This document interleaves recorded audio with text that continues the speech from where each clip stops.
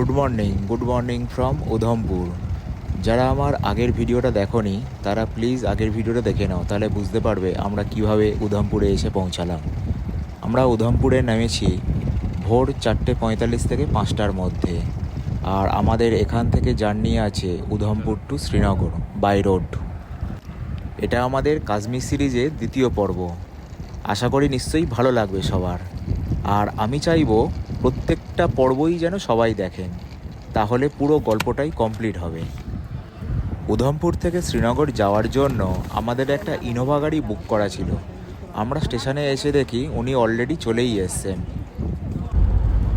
সমস্ত কাশ্মীরটা আমরা ওনার সাথেই ঘুরেছি, প্রায় 80% বললেই ভালো হয়। তাই যদি কারোর ফোন নাম্বার লাগে আমি ডিসক্রিপশানে ফোন নাম্বারটা দিয়ে দেবো। উনি যথেষ্ট একজন ভালো মানুষ।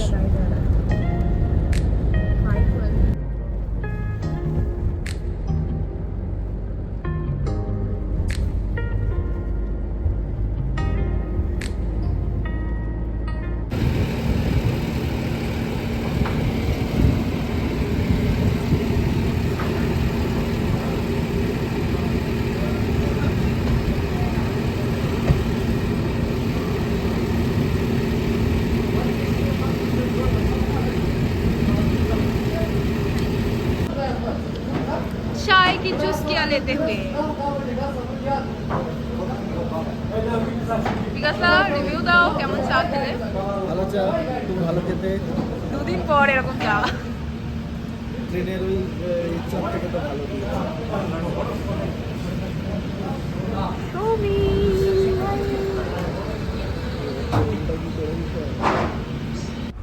জার্নি শুরু করেছিলাম রাতের অন্ধকারে। চলতে চলতে চারিদিক দিয়ে দিনের আলো আস্তে আস্তে করে ফুটে উঠতে শুরু করলো পাহাড়ের মধ্যে দিয়ে। সে এক অপরূপ দৃশ্য। উধমপুর থেকে শ্রীনগর প্রায় 260 থেকে 70 কিলোমিটার। এমনি সময় লাগার কথা 7 থেকে 8 ঘন্টা। দেখা যাক আমাদের কতক্ষণ সময় লাগে। পাহাড়ের রাস্তা বলতে আমরা এখন প্রচুর টানেলকেই বুঝি, আর অবশেষে আমরা আমাদের জার্নির প্রথম টানেলকে দেখতে পেয়ে গেলাম। এই টানেলটার নাম ছিল ডক্টর শ্যামাপ্রসাদ মুখার্জি টানেল।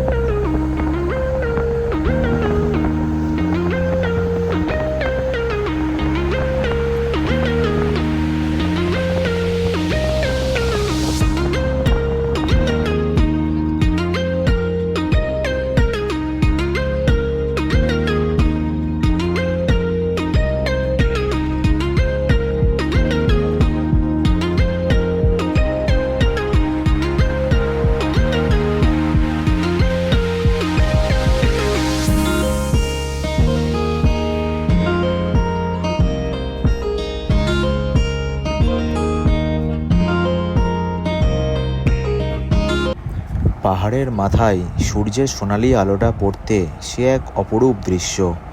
এ দৃশ্যের কোনো ভাগ হবে না। পাহাড়ি দৃশ্য দেখতে দেখতে আমরা এগিয়ে যাচ্ছিলাম শ্রীনগরের দিকে। রাস্তা এখন 80% ভালো বলাই চলে, সেরকম কোনো অসুবিধাই নেই। আমাদের আসলে প্ল্যানটা ছিল প্রথমে শিয়ালদা থেকে দিল্লি, তারপর দিল্লি থেকে কাটরা যে কোনো স্লিপার ট্রেনে, দেন কাটরা টু শ্রীনগর বন্দে ভারত এক্সপ্রেসে। কিন্তু বন্দে ভারত এক্সপ্রেসটা না চালু হওয়ার জন্য আমাদের শেষমেশ এই অপশানটাই বেছে নিতে হয় যে Katra two Srinagar R Udhampur to Srinagar.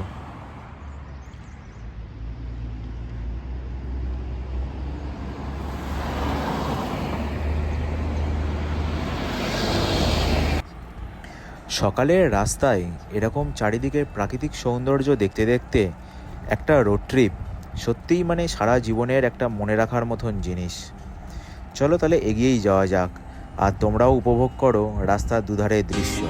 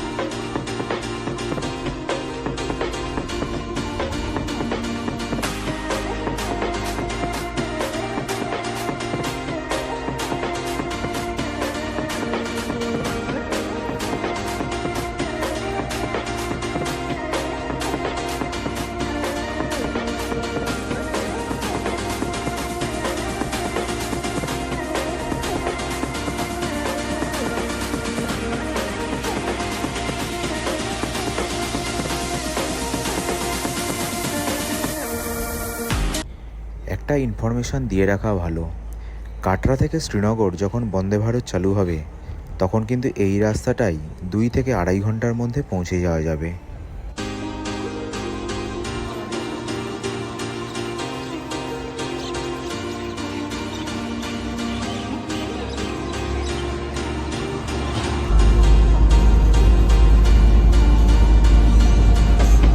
March মাসের কাশ্মীর মূলত 2 ধরনের কারণের জন্য বিখ্যাত।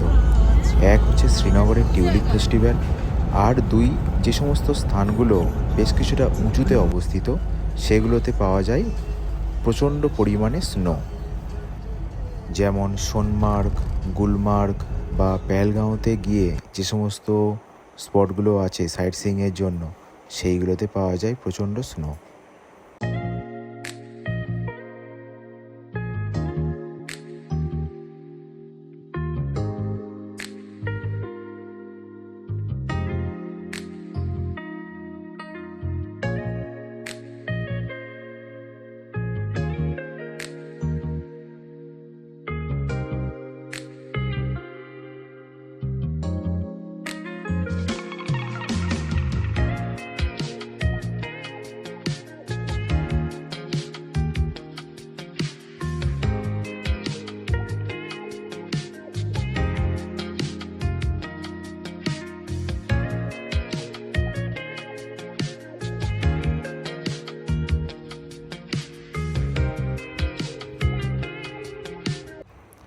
মাঝে মাঝেই যখন রাস্তার দুধারে এই সাদা পাহাড়গুলো দেখতে পাচ্ছিলাম তখন মনটার মধ্যে কেমন যেন একটা হয়ে উঠছিল। দুধারে ছবির মতন গ্রামগুলোও ছিল সত্যিই অপরূপ।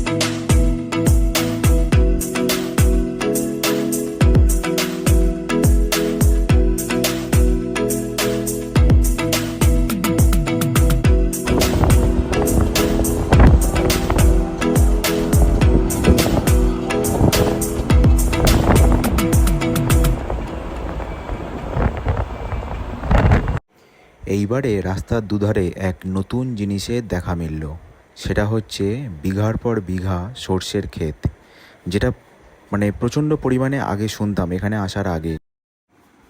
আমরা কাশ্মীর গেছিলাম মার্চ এপ্রিল নাগাদ, তাই এই সময় গেলে আপনারা যে সর্ষের ক্ষেত দেখতে পাবেনই পাবেন এটুকুনির গ্যারান্টি অবশ্যই থাকলো।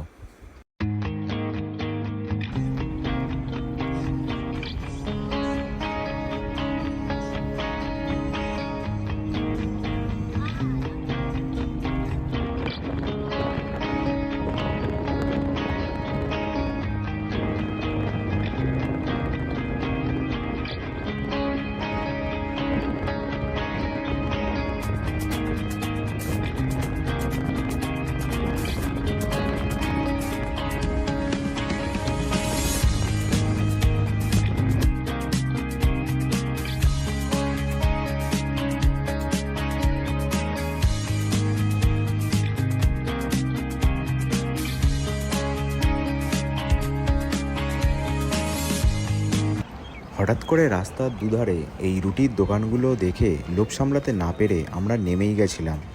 গিয়ে দেখলাম কি দুর্দান্ত দুর্দান্ত রুটি এবং কত রকমের ভ্যারাইটি সমস্ত কিছু পাওয়া যাচ্ছে। তো আমরা কিছু কিনেও ছিলাম আর তারপরে সেগুলো খেয়েও ছিলাম। টেস্ট ছিল সত্যিই অন্যরকম, বেশ মিষ্টি মিষ্টি, একটা অন্যরকম টেস্ট, ভালো লেগেছিল খেতে।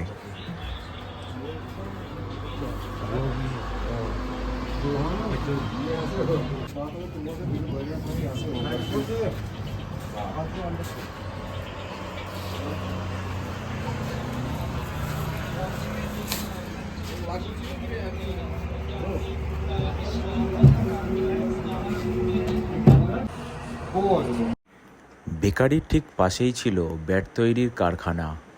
তো আমরা সবাই মিলে ঢুকেছিলাম সেই ব্যাট তৈরির কারখানাতে এবং দেখে নিলাম কিভাবে ব্যাট তৈরি হয়।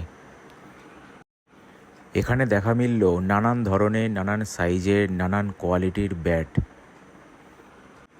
কারখানায় একজন ছিলেন যিনি আমাদের সমস্ত কারখানাটা ঘুরিয়ে দেখাচ্ছিলেন। খুবই ভালো মানুষ ছিলেন উনি। হ্যাঁ হ্যাঁ হ্যাঁ হ্যাঁ। कितने का आप देते हैं बैट? ये हो जाएगा सबसे टॉप है वो बना के हाँ है हमारे पास दिखाओ बड़ा कितने का मुख्तलिफ है এটা ভালো লেগেছে আর কি। খাবো তো, আমি একটা ওষুধ খেয়ে খাবো। आ जाओ আসবে তো? सब यहाँ कोई बैठ देगा वाह ये वाला ये देखो 600 ग्राम वजन है अच्छा, ये एकदम हल्का ये क्या है? ये कश्मीर बैट है ये नहीं नहीं, ये ऐसा ऐसा क्यों है? ये डिजाइन निकालना पड़ता था और वजन इससे कम भी होता है और डिजाइन भी निकलता है। ये देश अच्छा, में बढ़िया चलता है इस वक्त। अच्छा अच्छा अच्छा। वजन देखो, इसका वजन कुछ नहीं है। ये जहाँ मारा वहाँ मारना। ओ पूरा हल्का ही है। कश्मीरी वालों की यही खास बात है।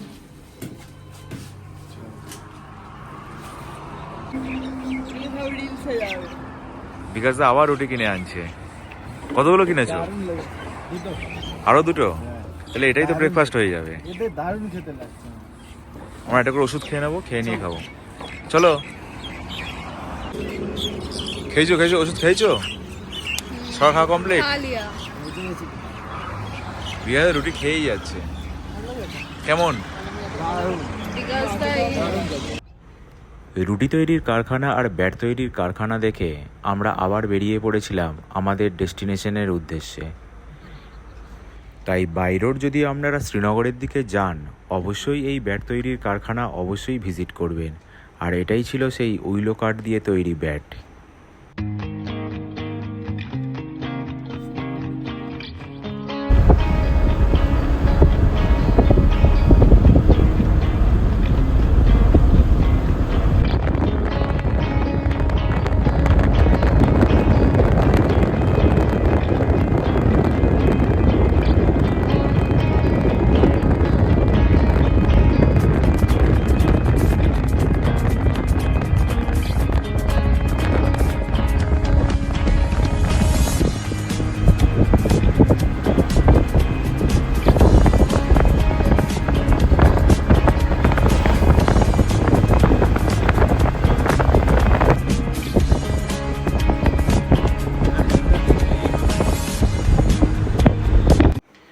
অনেকক্ষণ ধরে এই রাস্তার দুধারে সর্ষের ক্ষেত দেখতে দেখতে আমরা না নেমে আর থাকতে পারিনি।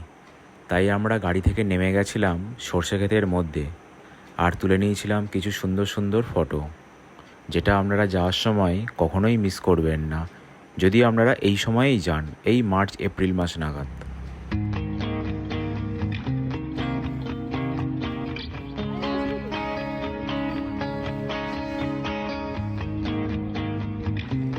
এখানে এখানে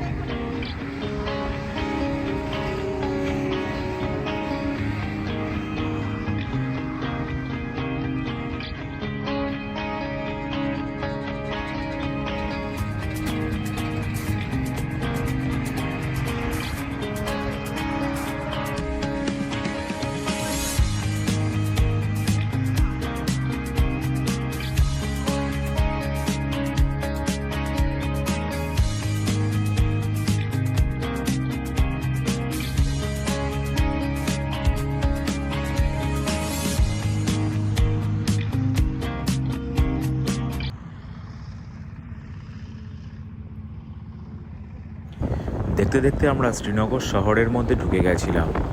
তবে আমরা খুব কম সময়ের মধ্যেই শ্রীনগরে পৌঁছে গেছিলাম। শ্রীনগর শহরে ঢুকে হোটেলে ঢোকার আগে আমরা খেয়ে নিয়েছিলাম সকালের খাবার। ভোর 5:30-6টার সময় বেরিয়ে আমরা শ্রীনগর পৌঁছে গেছিলাম 10:30টার মধ্যে। অনেক কম টাইমের মধ্যেই পৌঁছে গেছিলাম। আজ তাহলে এই পর্যন্ত। দেখা হচ্ছে নেক্সট ভিডিওতে এর পরের পর্ব নিয়ে। ভালো লাগলে অবশ্যই লাইক, শেয়ার এবং সাবস্ক্রাইব করে দেবেন।